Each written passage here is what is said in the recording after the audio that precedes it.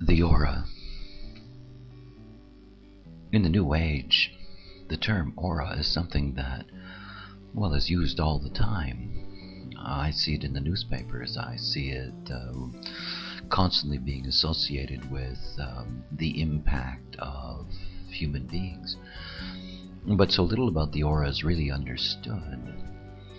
Most assume that the aura is an energy field that is given off by the form, rather than seeing that the aura is a full expression of and a controlling agent of the way in which the form is going to work. We do not have the same auras, as you will see. The first thing to understand about the nature of the aura is how big it is. What you get to see in human design, through the mechanics of human design, is that you get to see how easily you are conditioned by another human being when that human being enters into your aura.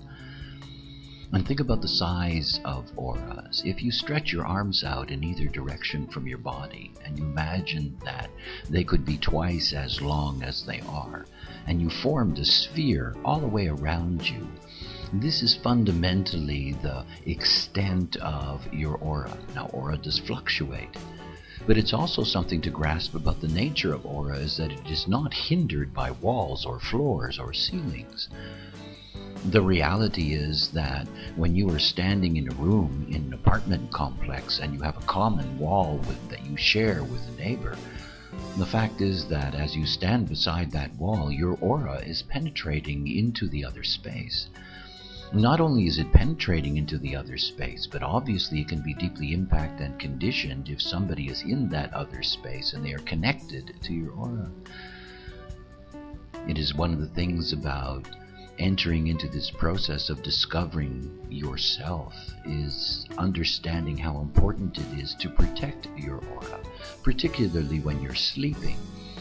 You know, it is one of the deepest recommendations of human design when you enter into this process of the experiment of strategy and authority, that you sleep in your own space, that you protect your aura from conditioning. Now, auras are not the same.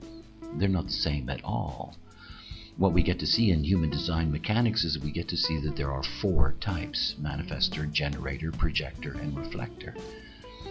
Each of these types express themselves through their aura. If you're dealing with a manifestor, as an example, a manifestor has a closed and repelling aura. What that literally means is that the moment that somebody comes towards a manifestor, that their own aura is being pushed back. It is one of the reasons that life can be rather difficult for manifestors, particularly manifestor mothers dealing with young children.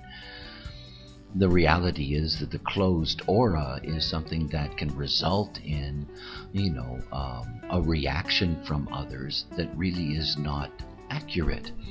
The inability to be able to approach the manifestor doesn't mean that the manifestor is unapproachable, but it is expressed in the aura, and you cannot change that.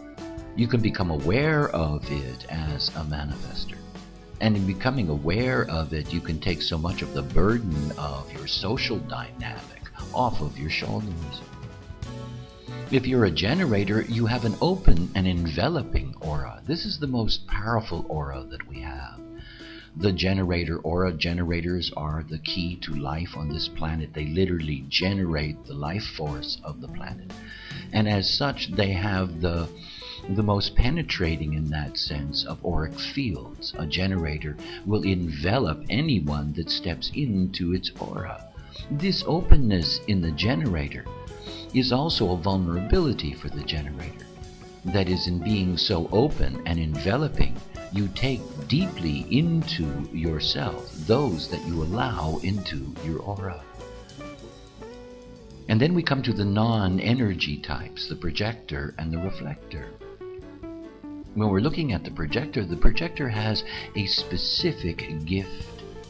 They have a penetrating aura. It is a specific gift of theirs. Their ability to be able to recognize the other is rooted in the way in which their aura penetrates the other, literally to their G-center, to their core. Yet at the same time, for the projector, because their aura is so focused, It means that they are deeply vulnerable to conditioning while they are focusing. It also means that when we are looking at the difference between a generator and a projector, we see that a generator's aura can take in many beings at the same time, while the projector aura is only designed to deal with one person at a time.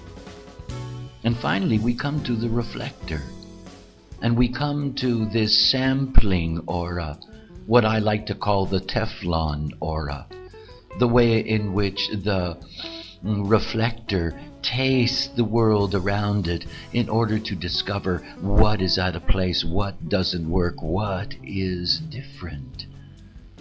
You see, type is not simply a matter of looking at the strategy and authority that arises out of the graphic on the piece of paper.